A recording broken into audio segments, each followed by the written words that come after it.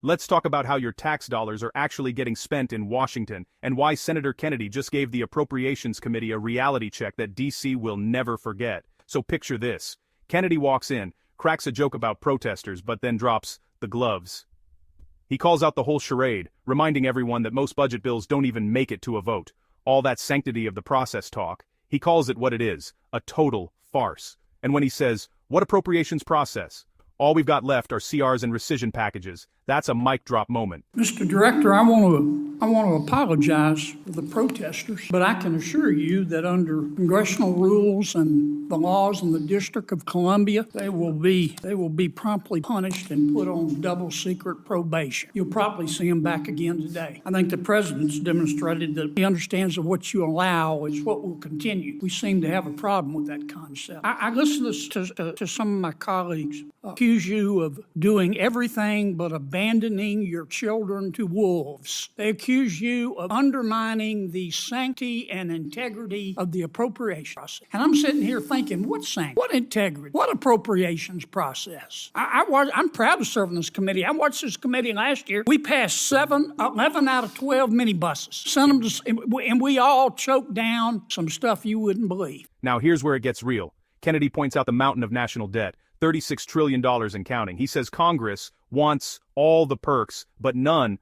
of the responsibility. Then, he cuts through the excuses about life-saving programs. The money for crucial care is still there. The only thing getting slashed, the waste. He literally gets Vought to say it out loud. We're not denying life-saving care, right? No. And there's still $10 billion for that funding? Yes. Straight answers for once. And we sent them to Senator Schumer, my friend. He refused to bring the bills to the floor of the Senate. Now, that's when he was in the majority. You really think he's going to allow us to vote on a budget when the politics have changed and his politics? If you do, you're Willie Nelson high. You're smoking some of the best dope God ever put breath in. What appropriations process? All we've got left are CRs and rescission packages. And President Trump's not the first president to ever send a rescission package. No, sir. A bunch of presidents haven't. And did civilization melt? They did not. No, they didn't. Now, you want to know how we got $36 trillion in debt? Just listen to it. Let me tell you what it's like. A majority, and not everybody, a majority of this body, they're all for cutting spending part. They're all for going to heaven, but they're not ready to make the trip. That's how we got $36 trillion.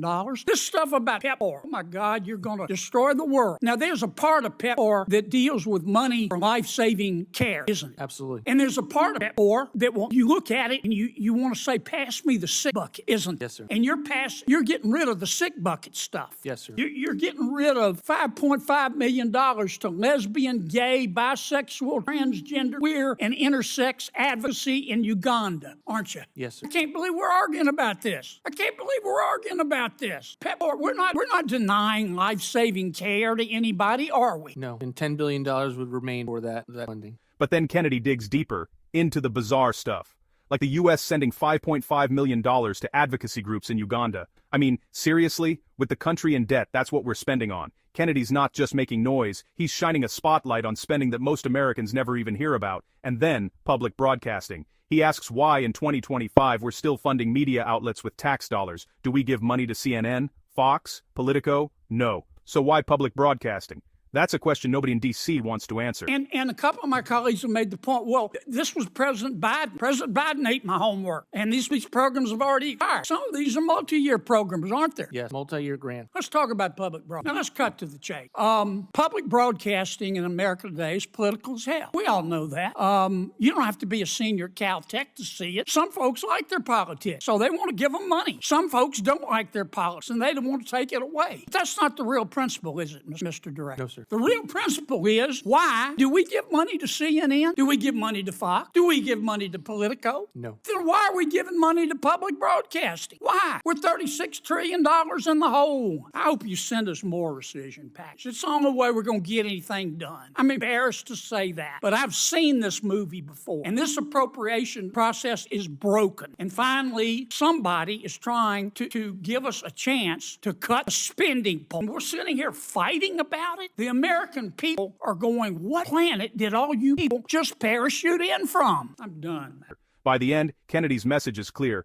This process is broken, rescissions are the last tool left, and Congress is addicted to what he calls spending porn. Look, if you want to see more breakdowns and real talk about where your money's going, hit subscribe, drop a comment, and share this video. Washington doesn't need more money, it needs better priorities. Thanks for watching Paralegal America.